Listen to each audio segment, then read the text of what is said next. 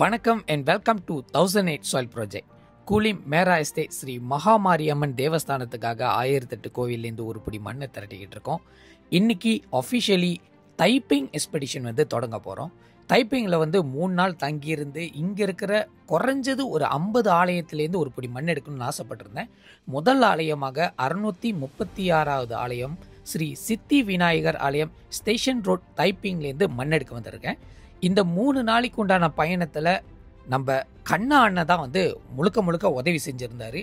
எந்தெந்த ஆலயத்துக்கெல்லாம் போனோம், எப்படியெல்லாம் போனோம், எந்த நேரத்தில் போனோம் சொல்லிட்டு எல்லாத்தையும் அவர் தான் கெசட் பண்ணி கொடுத்துருந்தாரு. தற்பொழுது இந்த சித்தி விநாயகர் கோயிலேருந்து தொடங்கணும்னு எண்ணணும். விநாயகரோட ஆசீர்வாதத்தால் டைப்பிங்கில் இருக்கிற எல்லா மண்ணும் 50 கோயில் மண் போதும் அப்படின்னு நினச்சிட்டு தான் நான் வந்திருந்தேன். அதுக்குண்டான ஆசீர்வாதம் பெற்ற பிறகு இந்த ஆலயத்திலையும் தொடங்கினேன். இந்த ஆலயம் தற்பொழுது திருப்பணியில் இருக்கிறவாசி கண்டிப்பாக பக்த பெருமக்கள்லாம் இந்த ஆலயத்துக்கு உண்டான சப்போர்ட்ஸை தெரிவிக்கணும். நம்மளோட ஆலயத்தை நாமே அங்கீகரிப்போம்.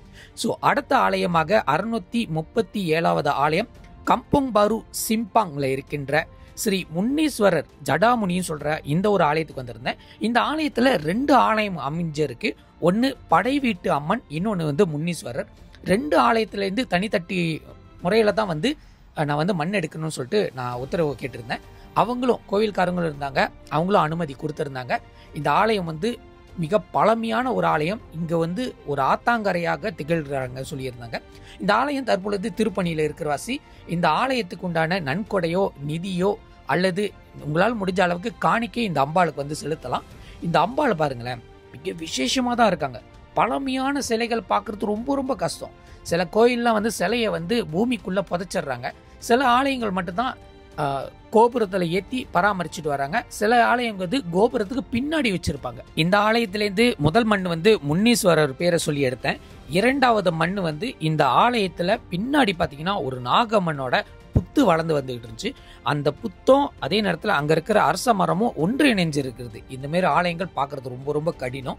இந்த ஆலயத்திலேருந்து புத்து மண் எடுக்கிறதுக்கு அனுமதி கேட்டிருந்தேன். அவங்களும் தாராளமாக எடுத்துக்கோங்க, அம்பாளு உண்டான மண் அம்பாளுக்கிட்டே சேரட்டும் சொல்லிட்டு அனுமதி கொடுக்கறது ரொம்ப ரொம்ப அரிது. பல பேர் புத்து மண் கொடுத்தா என்னமோ சொந்த சொத்தை எழுதி கொடுக்குற மாரி பயப்படுவாங்க, பதறுவாங்க. காரணம் அவங்க பிடிச்சி வச்சிருக்க முன்னால் உள்ள ஐதீகம். புத்து மண் கொடுத்தா கோவிலில் இருக்கிற சாமி அந்த மண்ணோட பேர் வாங்கினேன். அதுமாரி எந்த ஒரு ஐதீகமும் கிடையாது. ஒரு பிடி மண் எடுக்கிறது அந்த ஆலயத்துக்கே பெரிய விசேஷம் சொல்லலாம். அடுத்த 639வது ஆலயமாக ஸ்ரீ மகாமாரியம்மன் ஆலயம் லவுண்ட்ரேல் எஸ்டேட்லேருந்து ஒரு பிடி மண் எடுக்க வந்துருக்காங்க. இந்த ஆலயம் மாத்தாங் என்ற ஒரு இடத்துல தான் இருக்குது. இந்த ஆலயத்தை பக்கத்துலேயே பார்த்தோமா கோவில் இருக்குது. முன்பு உள்ள காலத்தில் கோவில் பக்கத்துலேயே தான் ஸ்கூலும் கட்டுவாங்க, பள்ளிக்கூடமும் இருக்கும். இந்த ஆலயம் தற்பொழுது கும்பாபிஷேகம் முடிஞ்சு சில நாட்கள் தான் ஆகியிருக்கு. அவ்வளோ அழகாக வண்ணம் தீட்டிய அழகில், அதாவது பஞ்சவர்ணத்தில் செஞ்சு வச்சிருக்கிற இந்த கோவிலை பார்க்கறது மனசுக்கு ரொம்ப ரொம்ப நிறைவாக இருந்துச்சு. இந்த ஆலயத்தை சுற்றி பல ஆலயங்கள் இருக்குது. அது சின்ன சின்ன சிறு தெய்வ வழிபாடுலாம் இருக்குது. சில ஆலயங்கள், அதாவது சிறு தெய்வ வழிபாடு இருக்காங்களா, இதெல்லாம் பல எல்லைக்குள்ளேருந்து வந்தவங்க. ஸோ அவங்களுக்கு தனியாக சின்ன சின்னதாக கோவில் அமைச்சு வழிபட்டுட்டு வராங்க. அந்த ஆலயத்துக்கும் சாதாரணமாக பெயிண்ட் அடிக்காமல் பஞ்சவர்ணத்தில் அடித்து அதை அவ்வளோ அழகாக பராமரிச்சுட்டு வராங்க. இந்த வேலையில் டெம்பிள் மேனேஜ்மெண்ட்டுக்கு நான் நன்றி தெரிவிச்சுக்கிறேன். நம்மளுக்கு ஒரு பிடி மண்ணை கொடுத்ததுக்கு.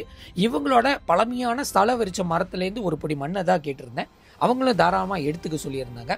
இந்த ஆலயம் மட்டும் இல்லை, பல ஆலயத்தில் கண்டிப்பாக ஸ்தல விருட்ச மரத்தை வளர்த்து வரணும். ஏன்னா அந்த மரம் இருக்கிற வரைக்கும் அந்த கோவிலோட அடையாளமாக இருக்கும். அந்த மரத்தோட வயசு தான் அந்த கோவிலோட வயசுன்னு சொல்லுவாங்க. இந்த மரத்தை பெருசாக இருந்த வசி வெட்டி இருக்காங்க. இருந்த போதும் அது சின்ன சின்ன கிளைகள் அந்த மரத்து அடியிலேருந்து இன்னமும் முளைச்சி வருது. இதை பார்க்கும்போது ரொம்ப ரொம்ப மகிழ்ச்சியாக இருந்துச்சு. 640வது ஆலயமாக மலேசியாவில் சொன்னால் யாரும் நம்ப மாட்டாங்க, 3வது ஆலயமாக ஸ்ரீ மங்கள நாயகி அம்மன் ஆலயத்திலேருந்து ஒரு பிடி மண் எடுக்க வந்திருந்தேன். இந்த இடத்துல எந்த இடத்துலையும் ஸ்தல விருட்ச மரம் இல்லாத வாசி இவங்க கோவிலோட அம்பாள் அபிஷேகம் பண்ண குங்குமத்தை கொடுத்துருந்தாங்க. இந்த இடத்துல தான் முதல் குங்குமத்தை வாங்கி தொடங்கின அந்த ஒரு ஹேபிட் அமைஞ்சிச்சு. அதுக்கப்புறம் வரப்புற முக்காவாசி ஆலயத்தில் விபூதியும் குங்குமம் தான் நான் எடுத்துக்கிட்டு இருந்தேன். அதுவே ரொம்ப பெரிய விசேஷமா தான் இருந்துச்சு.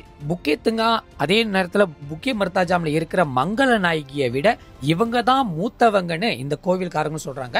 காரணம், இந்த ஆலயத்துக்கு முன்பு இருக்கிற ஒரு ரோடு பாத்துக்குமா, அது நாயகி அம்மனோட பேரே தான் இருக்கு, மங்களா ரோடுன்னு சொல்றாங்களாம். இந்த ஆலயம் அம்பாளை பாருங்க, அவ்வளோ அழகா விசேஷமா அவ்வளோ ஜொலிக்கிறாங்க. இது ஒரு சாதாரண நாள்ல அபிஷேகம் பண்ணும்போது அவங்களோட ஆடையும் அவங்களோட அலங்காரத்தையும் பார்க்கும்போது மனசுக்கு அவ்வளோ நிறைவா இருந்துச்சு.